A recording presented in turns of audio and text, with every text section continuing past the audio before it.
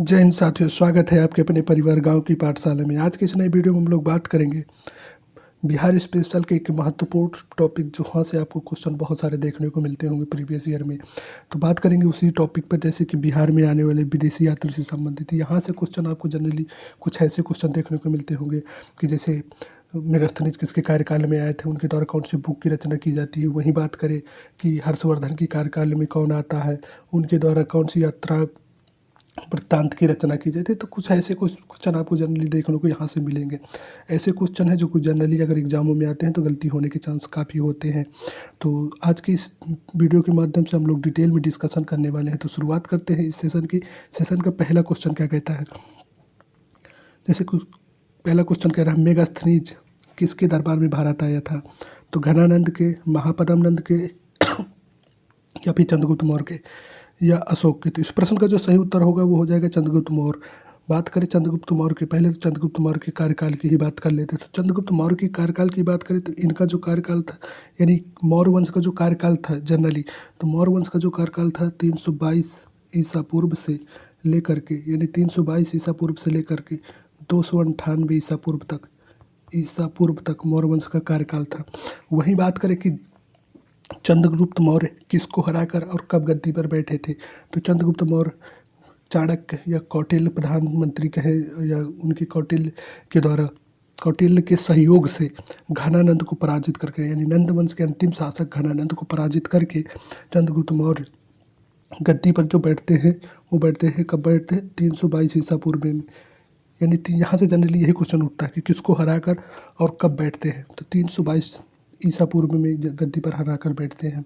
बात करें जैसे कि घनानंद के बारे में, तो घनानंद के बारे में आपने देखा होगा, तो इन्होंने कलिंग में नहर का निर्माण कराया था। जनरली यहाँ से क्वेश्चन जो उठता है कि घनानंद के द्वारा कलिंग में नहर का निर्माण कराया जाता है।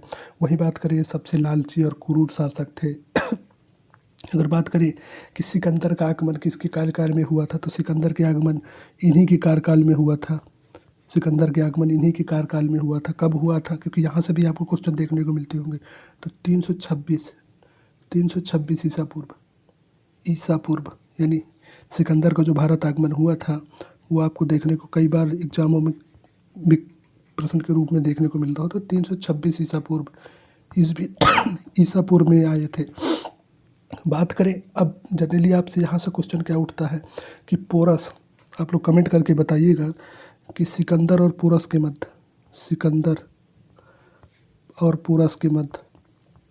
कौन सा युद्ध लड़ा गया था। तो आप लोग कमेंट करके बताइएगा, क्योंकि जनरली यहाँ से क्वेश्चन काफ़ी पूछता, तो आप लोग कमेंट करके बताइएगा। वहीं अब बात करते हैं महापद्म नंद के बारे में। तो महापद्म नंद के बारे में अगर बात करें तो महापद्म नंद को नंदवंश का संस्थापक कहा जाता है। नंदवंश का इनको संस्थापक कहा जाता है। वहीं अगर बात करें कि नंदवंश का कार्यकाल क्या था, तो नंदवंश के कार्यकाल के बारे में बात करें तो 344 ईस्वी पूर्व से 324 ईसा पूर्व तक का कार्यकाल जो था वो नंदवंश का कार्य था। द्वितीय की बात करें तो नंदवंश का द्वितीय शासक पांडु था, फिर इसके बाद घनानंद के, ऐसे क्रम से इनके शासक थे। वहीं बात करें कि महापद्म नंद से कुछ और, तो इनको भार्गव के नाम से भी जाना जाता था, यानी कि दूसरा परशुराम के अवतार के भी। तो कुछ ऐसे थे जैसे पाणिनि व्याकरण के व्याख्याता पाणिनि के ये इनके दोस्त थे। तो कुछ ऐसे क्वेश्चन यहाँ से जनरली देखने को आपको मिलते होंगे। तो अब बात करते हैं जैसे मेगास्थनीज। तो मेगास्थनीज की कौन सी बुक की रचना की जाती है, तो इंडिका इनके द्वारा रचना की जाती है। ये कब आते हैं, तो चंद्रगुप्त मौर्य के शासनकाल में आते हैं। तो ऐसे कुछ जनरली क्वेश्चन आपको देखने को यहाँ से मिलते हैं। अब आप लोग कमेंट करके ये बताइएगा सिकंदर और पोरस के मध्य कौन सा युद्ध लड़ा गया था, क्योंकि जनरली यहाँ से क्वेश्चन आपको देखने को काफ़ी मिलते हैं। बात करें क्वेश्चन नंबर 2 के बारे में, मेगास्थनीज किस यूनानी शासक का दूत था। तो इस प्रश्न का जो सही उत्तर होगा वो हो जाएगा सेल्यूकस निकेटियर का दूत था। वहीं बात करें, क्योंकि जनरली बस यहाँ से इतना ही पूछता है। इसके बाद क्वेश्चन नंबर 3 की बात करें, इंडिका किसकी रचना है। तो इंडिका जो रचना है वो मेगास्थनीज की रचना है। बात करें सिकंदर के बारे में, तो सिकंदर जो कि भारत आया था 326 ईसा पूर्व में, इसके द्वारा एक बितिस्ता तथा झेलम का युद्ध लड़ा जाता है, यानी पोरस और सिकंदर के मध्य। तो जनरली आपसे यहाँ भी से क्वेश्चन देखने को भी मिलते होंगे। अब बात करते हैं क्वेश्चन नंबर 4 के बारे में। मेगास्थनीज के अनुसार पाटलिपुत्र नगर प्रशासन की देखरेख कितने सदस्यों की बोर्ड द्वारा की जाती थी? तो इस प्रश्न का जो सही उत्तर होगा वो 30 सदस्यों के द्वारा की जाती है।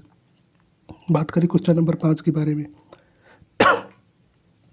डिमाक्लिस किसके दरबार में भारत आया था? तो इस प्रश्न का जो सही उत्तर होगा वो होगा बिंदुसार के दरबार में आया था।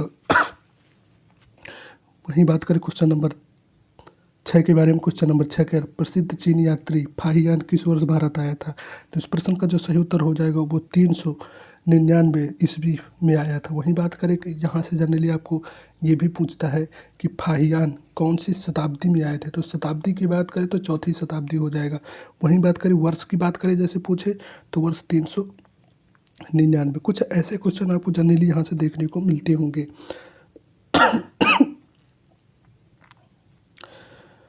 बात करें क्वेश्चन नंबर 7 के प्रसिद्ध चीनी यात्री फाहियान किसके शासनकाल में भारत आया था? तो इस प्रश्न का जो सही उत्तर हो जाएगा वो होगा, आपको देखने को मिल रहा होगा कि चंद्रगुप्त द्वितीय के कार्यकाल में, यानी गुप्त वंश के वास्तविक शासक जिन्हें कहा जाता था चंद्रगुप्त द्वितीय थे, इन्हीं के कार्यकाल में फाहियान भारत आए थे।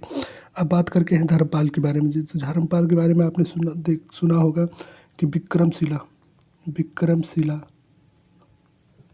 विश्वविद्यालय की स्थापना धर्मपाल के द्वारा ही की जाती है। धर्मपाल पाल वंश से संबंधित होते हैं। वहीं बात करें पाल वंश के संस्थापक के बारे में तो पाल वंश के जो संस्थापक थे तो गोपाल होते हैं।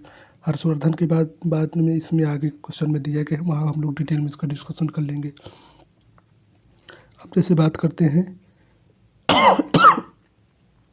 सियूकी किस चीनी यात्री की यात्रा वृत्तांत है? ह्वेनसांग, फाहियान, इत्सिंग, युआनसांग। इस प्रश्न का जो सही उत्तर हो जाएगा वो हो जाएगा विकल्प नंबर डी, यानी युआनसांग कहे या ह्वेनसांग, क्योंकि ह्वेनसांग ऐसा कोई यात्री भारत आया ही नहीं था। फाहियान आए थे, इत्सिंग आए थे, लेकिन युआनचांग यहाँ क्वेश्चन जनरली यही फंसाता है। तो अगर जैसे स्पेलिंग के अकॉर्डिंग बात करें तो ह्वेनसांग टी साइलेंट होता है। वहीं अगर ह्वेनसांग हिंदी में लिखें तो आप जनरली देखेंगे कि ह्वेनसांग, यानी कि जो इस प्रश्न का सही उत्तर होगा अगर ह्वेनसांग कहे या युआनचांग कहे, ये एक ही नाम है। तो उन्हीं के द्वारा ह्वेनसांग के द्वारा हर्षवर्धन के कार्यकाल में आते हैं।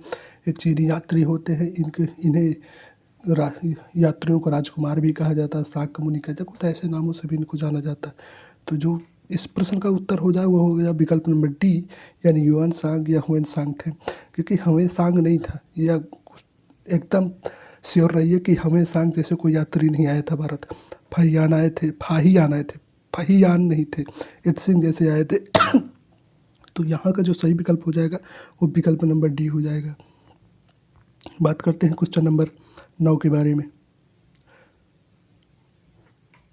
किस चीनी यात्री कि भारत भ्रमण के समय पाटलिपुत्र कुछ ग्राम समूह में बचा था? तो इस प्रश्न का भी जो सही उत्तर हो जाएगा वो हो जाएगा विकल्प नंबर डी, ह्वेनसांग कहे, ह्वेनचांग कहे, युआनचांग कहे, ये एक ही नाम है। अब आप लोग कमेंट करके बताइएगा पाटलिपुत्र को किसने बसाया था या पाटलिपुत्र नाम किसने दिया था? तो ये आप लोग कमेंट करके बताइएगा। अब बात करते हैं क्वेश्चन नंबर 10 के बारे में। निम्नलिखित में से कौन सा विदेशी यात्री 7वीं शताब्दी में बिहार आया था? तो इस प्रश्न का जो सही उत्तर हो जाएगा वो हो जाएगा धर्मस्वामिनी। बात करें इस प्रश्न का जो सही उत्तर होगा इत्सिंग तथा युआनचांग। इस प्रश्न का जो सही उत्तर होगा इत्सिंग तथा युआनचांग, यानी ये इत्सिंग हो गए और युआनचांग, इनके द्वारा 7वीं शताब्दी में ये भारत आते हैं। बात करें क्वेश्चन नंबर 11 के बारे में तो क्वेश्चन नंबर 11 क्या कहता है?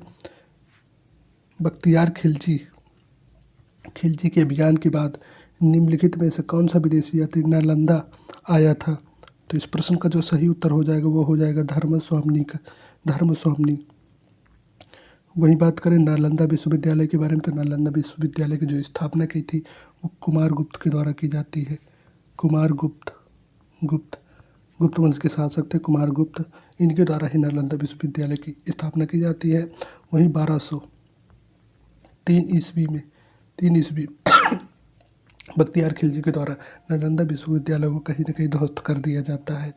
अब बात करते हैं क्वेश्चन नंबर 12 के बारे में। क्वेश्चन नंबर 12 क्या कहता है, अकबर के शासनकाल में कौन सा विदेशी यात्री बिहार आया था? तो इस प्रश्न का जो सही उत्तर हो जाएगा